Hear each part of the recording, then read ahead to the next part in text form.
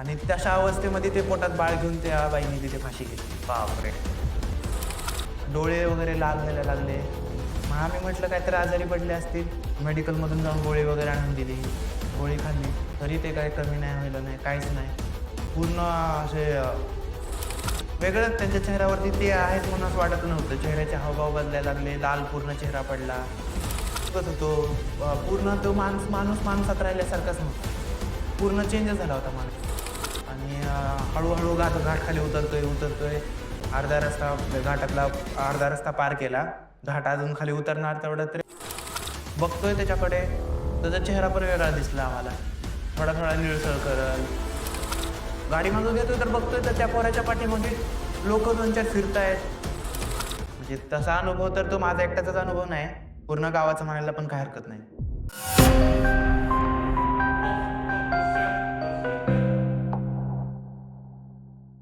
नमस्कार मित्रांनो, मी तुमचा मित्र वीरेंद्र मोहिते पाटील आणि तुमचं स्वागत आहे आपल्या मिस्टर डॉक्स या चॅनलवर.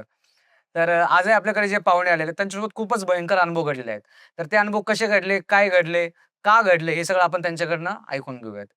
नमस्कार सर. नमस्कार. काय आपलं नाव? माझा अभिषेक यादव. बरं. राहिलं कुठे आहेत तुम्ही? मी इथेच मोशीमध्ये राहिलोय. बरं. आणि तर प्रॉपर कुठलं गाव तुमचं? तुळजापूर गाव आहे माझं. तुळजापूरच्या जवळ ताकविगी गाव आहे. हं. ताकविगी गावचं मी. आणि मग पुण्यात कधीपासून राहता? तरी जवळ-जवळ 5 वर्ष झाली. बरं. काय कसे अनुभव घडले आणि पहिल्या अनुभवातून सुरुवात कशी होती? तसे तर माझे 2 अनुभव आहेत. 2 गोष्टी माझ्यासोबत चांगल्याच मोठ्या घडल्या. हं. आणि ते पहिली गोष्ट म्हणजे एक लहानपणीची आणि एक इथं आता पुण्यामध्ये आल्यावरती झालेली घटना. बरं. अ, सुरुवात पहिल्यापासूनच करू, जेव्हा लहान होतो तेव्हाच झालेली गोष्ट. म्हणजे तसा अनुभव तर तो माझा एकट्याचाच अनुभव नाही. पूर्ण गावाचा म्हणायला पण काही हरकत नाही. मी लहान असताना आमच्या गावामध्ये एक लेडीज एक फॅमिली राहायची. अ, 7 महिन्याच्या बाळाची आई होती ती. तर ती घरचे तिचे खूप त्रास करायचे तिला. खूप म्हणजे तिचा नवरा दारू प्यायचा. तिची सासू पण तिला त्रास द्यायची खूप. दररोज भांडणं वगैरे त्यांचा काल अख्ख्या गावाला माहिती होतं की ते भांडणं होतातच म्हणून. म्हणजे दारू पण धिंगाणा. हां, खूप दररोज धिंगाणा. सासू पण चांगलाच त्रास करायची तिला आणि तिला म्हणजे तिचं आता नुकतंच लग्न झालं होतं गावामध्ये हं. आणि एक 7 महिन्याचं बाळ होतं पोटामध्ये. मग रात्रीची अशीच वेळ होती. तसं तर आमचं गाव 9च्या नंतर एकदम सामसूम होतं. गावामध्ये कोणी फिरकत पण नाही 9च्या नंतर. 10-11 ची वेळ होती. असंच दररोजच्या सारखाच आला नवरा पिऊन त्रास द्यायला लागला तिला आणि हाकलून लावलं म्हणजे घरातून तिला हाकलून लावलं. मग ती तेवढं लहान पोटामध्ये बाळ घेऊन ती तशीच गेली गावाच्या म्हणजे शिव म्हणतात. 2 गाव जिथं एकत्र होतं ना त्याला शिव म्हणतात. शिवावरती एक लिंबाचं झाड आहे. चांगलं मोठं झाड आहे लिंबाचं, कडुलिंबाचं झाड. त्या झाडाला तिने फाशी घेतली तिथे. बापरे! फाशी घेतली. ज्या सगळ्या त्रासाला कंटाळून. हां, त्रासाला कंटाळून फाशी घेतली. आणि तुम्ही असं बघाल तर एकदम सुंदर देखणी बाई, हातात अशा बांगड्या घातलेल्या, म्हणजे एकदम प्रॉपर जे गावामध्ये बाया जुन्या पद्धतीने राहतात तशीच. डोक्यावर पदर हो, हो, हो. डोक्यावर पदर, नऊवारी टाईप तशी जुन्या नऊवारी टाईप नेसलेली. बांगड्या, चैन-बिन पायामध्ये. चैन पण जे जुन्या आधीचे लोकं जे वाजणारं चैन घालतात, ते चैन. आणि तशा अवस्थेमध्ये ते पोटात बाळ घेऊन त्या बाईने तिथे फाशी घेतली. बापरे! आणि फाशी घेतली, तर ते गावामध्ये दुसऱ्या दिवशी कळालं सगळ्याला. मग तिचा अंतिम संस्कार वगैरे करून टाकला घरच्यांनी. म्हणजे ते गावातल्यांनी मिळून वगैरे करून टाकलं. ते खूप गरीब फॅमिली होती त्यांची. आणि थोडे दिवस गेले, मग ते तेरवी वगैरे झालं त्यांचं. मग हळू तो तर रस्ता 2 गावाला जॉइन करणारा. तिथे रोज लोकं जाताना घुंगरं वाजलेला आवाज यायचा, चिरकलेला आवाज यायचा, बांगड्यांचा आवाज यायचा. मग ते आवाज नॉर्मल वाटायचा आधी लोकांना, एवढं काय नाहीये, येत असेल कुठूनतरी आवाज. पण ते हळू गोष्ट वाढतच चालली, आवाज यायचा लागला. मग गावातल्या एक बाई होती, बाईच्या मागे ती बाई लागली म्हणे. बापरे! मग ती बाई कशी करायची, मागे-मागे यायची. अ, कोणी तिथून त्या रस्त्याने चाललं रात्रीची वेळ गावाच्या बाहेर 9च्या नंतर तर असंही कोणी निघत नाही. पण रात्रीचं समजा कोणी निघालं, तर ती मागे-मागे यायची बाई. पण तुम्हाला कसं कळालं, की तीच बाई आणि तीच बाई सगळ्यांच्या मागे लागते? तेच गावामधले लोकांचे जुने म्हणायचे, की हिच्यासोबत असं झालेलं आहे. आणि कसं ते आलेले ज्याच्या मागे यायची, ते लोकं एकदम वेड्यासारखं करायचे. जसं म्हणजे की जसं आता रोजचं त्यांचं रुटीन आहे. जास्त गावामध्ये रोजगार लोकं खूप राहतात. जे दिवसाने कामाला जाणारे. तर त्यांना त्यांच्या मागे-मागे यायची ती आणि म्हणजे डेली रूटीन म्हणजे वेड्यासारखं वागणं, काही बोलणं, समजा माणसाच्या अंगात आली तर ते बाईसारखं हावभाव करणं, बोलणं, त्याच सगळ्या गोष्टीचा म्हणजे त्रास व्हायचा त्या लोकांना, ज्यांच्या मागं लागायची ना त्यांना खूप त्रास व्हायचा. मग असं आमच्याच गल्लीमध्ये एक म्हणजे माझे काका राहत होते, गल्लीतलेच नेबर्स. त्यांच्याही मागं सेम तशीच घटना झाली. त्यांनी कामावरून सुट्टी झाली, म्हणजे बाहेर ते हॉटेलवरती कामाला जायचे रात्री. मग त्याला यायला 11 वाजले. म्हणजे रोज दररोज तसे लवकरच येतात, पण उशीर झाला, 11 वाजले. आणि आले अचानकच तर पूर्ण अंगातून त्यांच्या घाम वगैरे यायला लागला. उन्हाळा वगैरे होता का त्यावेळेस? उन्हाळा नव्हता, थंडीचंच वातावरण होतं. अच्छा. थंडी म्हणजे जवळ आपलं दिवाळी संपत्ती, दिवाळीनंतर हळूहळू थंडी चालू होती ना, हो. तोच पिरियड. तर ते काका घरी आले आणि घरी आले तर अचानक त्यांच्या अंगातून पूर्ण घाम यायला लागला. घामाने पूर्ण ते भिजून गेले. डोळे वगैरे लाल व्हायला लागले. मग आम्ही म्हटलं काहीतरी आजारी पडले असतील. मेडिकलमधून जाऊन गोळी वगैरे आणून दिली. गोळी खाल्ली. तरी ते काही कमी नाही व्हायला नाही, काहीच नाही. पूर्ण असे भिजून गेले घामाने.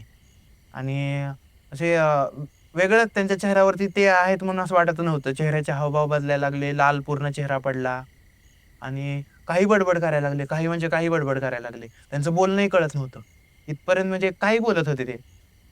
मग ते आमच्या गावाच्या जवळपास कोणी ते तांत्रिक वगैरे राहणारे आहेत. त्यांना दाखवलं. त्यांनी सांगितलं की अशी-अशी झालेली घटना आहे. ती बाई मागे लागतीये. तिच्यासोबत असं झालेलं आहे. शांती नाही भेटली तिच्या आत्म्याला. अजूनही ती तिथेच भटकतीये. त्या झाडाच्या अवतीभोवती भटकतीये. मग गावातल्यांचं असंच सेमच घटना भरपूर जणांसोबत झालेल्या होत्या. मग ज्या बाईचा तिचा नवरा होता ना, तिला सांगण्यात आलं की हे तुम्ही शांती करून टाका आणि तिला आत्म्याला दान म्हणजे शांती मिळवून देऊन टाका.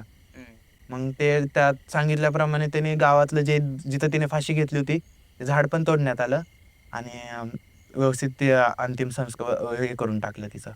बरं. मग अंतिम विधी करून टाकली तिची. मग हा सगळा जो विधी करत होते किंवा काय ह्या सगळ्या गोष्टींची प्रोसेस चालू होती, त्यावेळेस काय ती एनर्जी अशी ॲक्टिव्ह झाली? ऍक्टिव्ह म्हणजे काय, ते मी पूर्ण डोळ्यांनी बघत होतो. पूर्ण तो माणूस माणसात राहिल्यासारखाच नव्हता.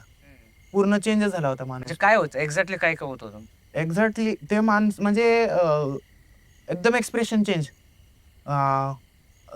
काळं निळं पडणं अंग वगैरे, लाल चेहरा पडणं, डोळे लाल पडणं एकदम डार्क आणि घामाने म्हणजे पूर्ण अंग ओलं थंडीमध्ये? थंडीमध्ये. बरं. मग ते सगळं झाड वगैरे कापल्यानंतर? मग हळू-हळू या गोष्टी थोड्या कमी होत गेल्या आणि अचानक मग आता सध्या तरी काही नाहीये या गोष्टीचं. बरं. पण खूप त्रास झाला लोकांनी, म्हणजे त्यांनाच नाही, खूप जे त्या रस्त्याने हे करतात त्यांनाही. हॉस्पिटललाही लोकांनी खूप खर्च केला. हॉस्पिटलचा तर कुठेच गुण नाही आला त्याच्यासाठी. त्यांना ह्याच गोष्टी शेवटी कराव्या लागल्या. मग ते जे तांत्रिक आले, तुम्ही म्हटले की त्यांनी सगळ्या ते गोष्टी करायला लावल्या आणि त्यांनी झाड वगैरे कापलं. मग ते ज्यावेळेस करायला त्यांनी काय सांगितलं नव्हतं कोण होतं, काय होतं? म्हणजे तांत्रिक त्यांनी डायरेक्ट त्यांच्या ह्याच्यावरती बोलवलं, जे आता ते तांत्रिकची कशी पूजा अमावस्या पौर्णिमाला असते. हां. अमावस्याच्या टायमिंगलाच बोलवलं. मग अमावस्याला बोलवलं, त्यांनी त्यांची पूजा वगैरे मांडली. तिथं ज्यांच्या ते मागं लागलेली त्याच्यात बसवलं आणि ते विचारायला लागले, काय म्हणजे त्यांच्या मंत्र वगैरे टाकून विचारायला लागले.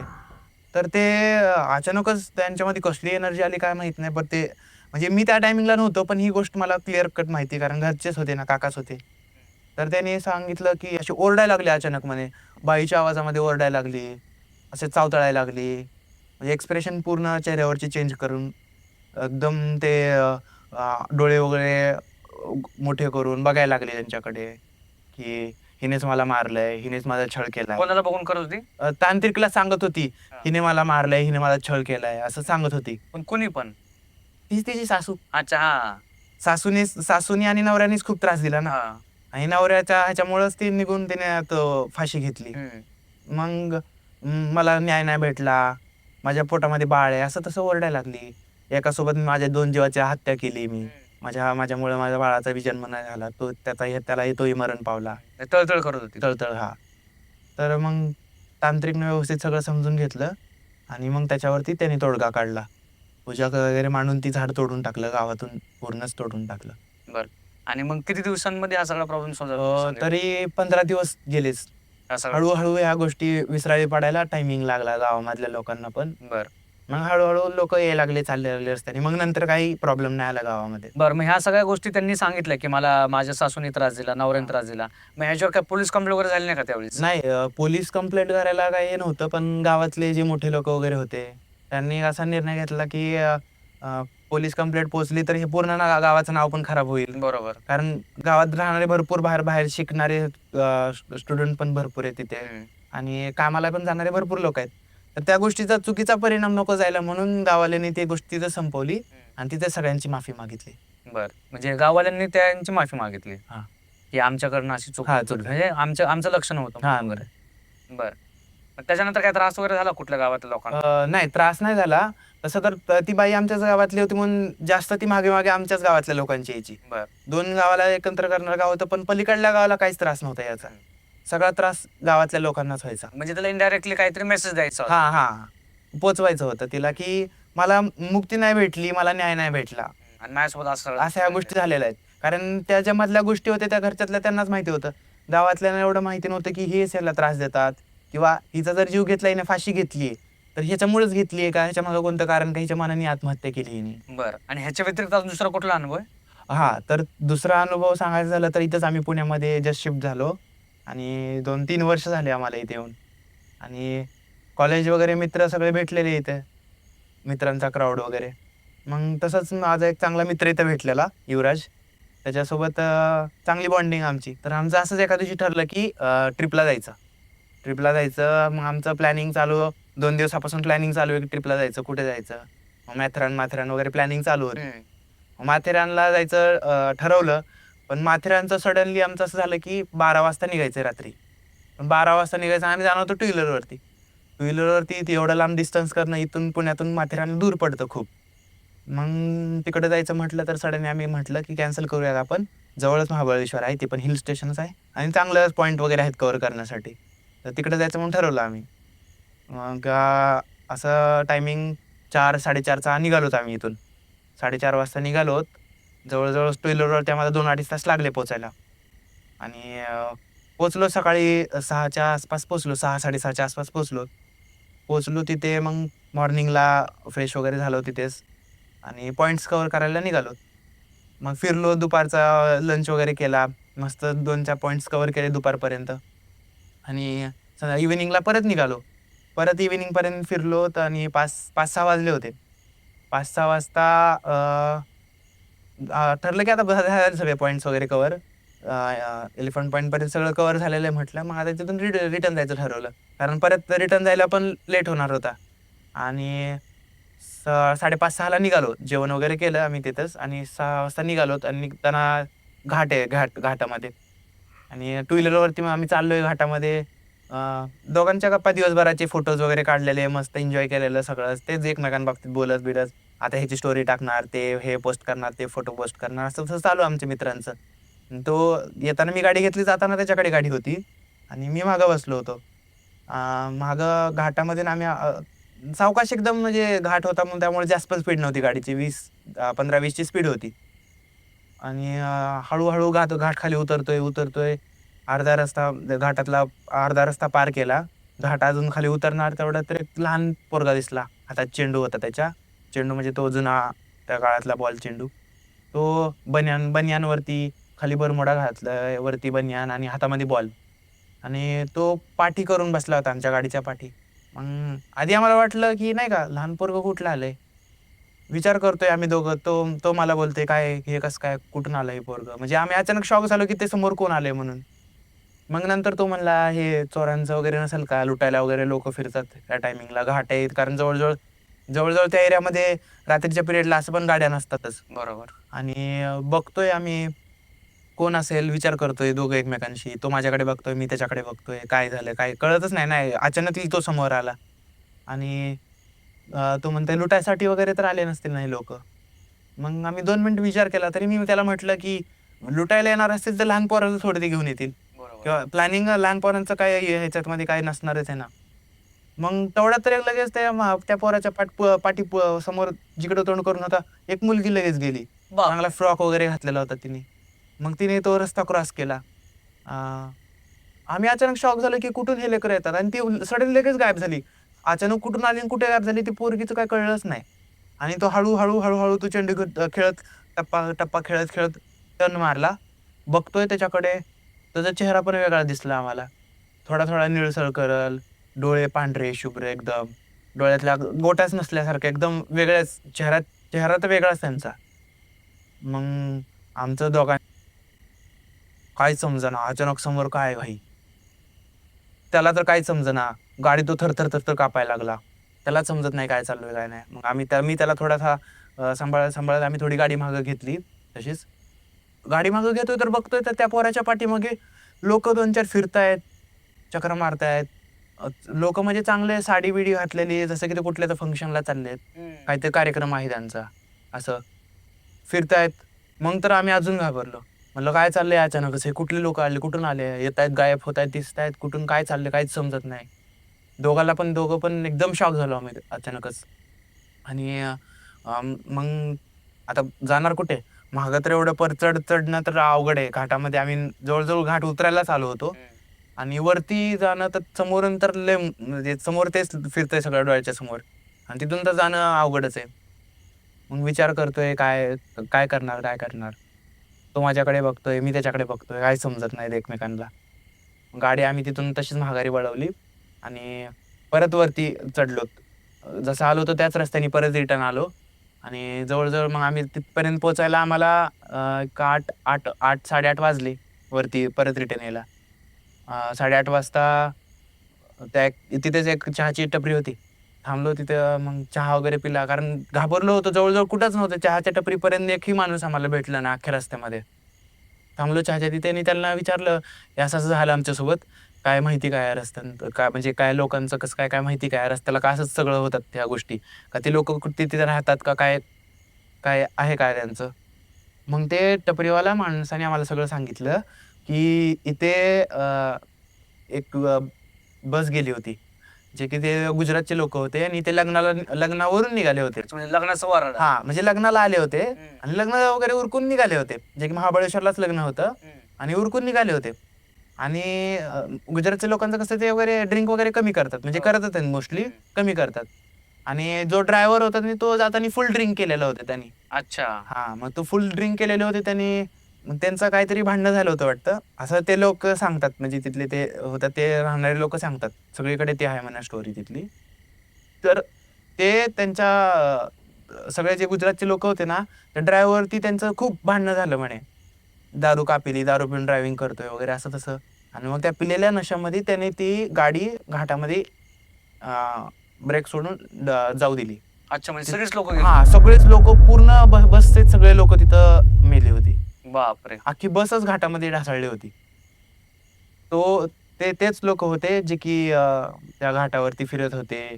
जे लहान पोरगा होता आणि बाकीचे जे बॅकग्राऊंड मागं त्या पोराच्या पाठीमागे जे आम्हाला लोकं फिरताना दिसली, तेच सगळे ते लोकं होते. अच्छा, म्हणून ते त्याच्या वेशामध्ये हां. असे सजलेला वगैरे हो, दिसतो. हो. पूर्ण म्हणजे लग्नाचे साडी घातलेले लोकं होते, कुर्ता घातलेले. काही एकाच्या डोक्याला हे पगडी पण बांधलेली होती. Traditional wear. हां, ट्रेडिशनल वेअर होतं, ट्रेडिशनल वेअर. बरं. मग त्यानंतर काय त्रास वगैरे झाला का तुम्हाला? हां, त्रास म्हणजे काय आम्ही तिथून तसंच घाबरत होतो. आम्ही रस्ता सातारा त्या साईडकडून आलो. वाई त्या साईडकडून जायचं सातारा त्या साईडकडून आलो. हां. आणि त्या साईडकडून आलो. आधीच आम्ही खूप आधीच घाबरलेलो आणि त्यांनी ते स्टोरी सांगितली मग तर आमचं अजूनच घाबरलो, की आम्ही स्वतः त्या भुताला पाहून आलोय. भुताला एकाला काय भरपूर भूतांना पाहून आलोय. मग आजारी ते मनामध्ये आधीच आजार आणि वरून ते पाहिलेलं सगळं आलो घरी. माझ्या मित्राला तर युवराजला तर तापच आला. घरीच झोपून आणि मी फुल आजारी पडलो. मग डॉक्टरला वगैरे दाखवलं. आराम केला आठवडाभर. मी आठवडाभर पूर्ण आमच्या म्हणजे वेगळ्याच आम्ही झोनमध्ये गेलो होतो. मग आजी होती. त्या आजीनी एका ह्याच्याकडे बघतात त्यांना सगून वगैरे बघतात. त्यांच्याकडे घेऊन गेली आजी आणि मग त्यांनी अंगारा वगैरे लावला. मग हळूहळू त्याचा प्रभाव आमच्यावरती कमी झाला. बरं. पण तो एक अनुभव एवढा आयुष्यातला डेंजर होता ना, अक्षरशः सगळं डोळ्याने पाहिलेलं आहे ते भूतांना वगैरे. बरं, तर हे होते तुमचे अनुभव. तर मित्रांनो, हे होते अभिषेक सरांचे अनुभव आणि अनुभव खूपच भयंकर होते. त्यांच्या गावाकडचा अनुभव होता, तो पण खूप भयंकर होता आणि त्यांनी जो सेकंड अनुभव सांगितला महाबळेश्वरच्या इथं, तर ही गोष्ट खूप लोकांना माहिती कारण की न्यूजला आली होती ही गोष्ट. त्याच्या त्या ड्रायव्हरला माझ्या मते मारहाण झाली होती काहीतरी त्यांच्याच लोकांनी. तेव्हा एवढा राग होता त्याच्या डोक्यामध्ये की तो स्वतःही मेला आणि सगळ्यांना घेऊन मेला तो. तर ही स्टोरी यांच्यासोबत पण घडली होती. म्हणजे त्या ज्या गोष्टी आहेत त्या सगळ्या ह्यांना दिसल्या होत्या. ह्यांनी खूप चांगल्या प्रकारे सांगायचा प्रयत्न केला. मुद्देसूद बोललेले आहेत. त्याच्यामुळं जास्त काही ह्यांना बोलता नाही आलं. बऱ्यापैकी ह्यांनी बोलायचा प्रयत्न केलेला आहे. पण आता काय ते प्रत्येकाची सवय असते. काही लोकांना व्यवस्थित एकदम चांगल्या प्रकारे सांगता येतं. काही लोकं डायरेक्ट मुद्देसूद शॉर्टप्रमाणे सांगतात. तसं यांनी सांगितलेलं आहे. तर या व्हिडिओतून तुम्हाला काय-काय शिकायला भेटलं ते कमेंट करून सांगा. आणि सरांसारखं जर तुम्हालाही आपल्या पॉडकास्टवर यायचं असेल, तर Google फॉर्मची लिंक दिलेली आहे. ती भरा तुम्ही आणि तुमचे अनुभव लोकांपर्यंत मिस्टर डॉगच्या माध्यमातून तुम्ही पोहोचवू शकता. आणि आता आज आपण इकडंच थांबूयात. धन्यवाद. जय हिंद. जय महाराष्ट्र.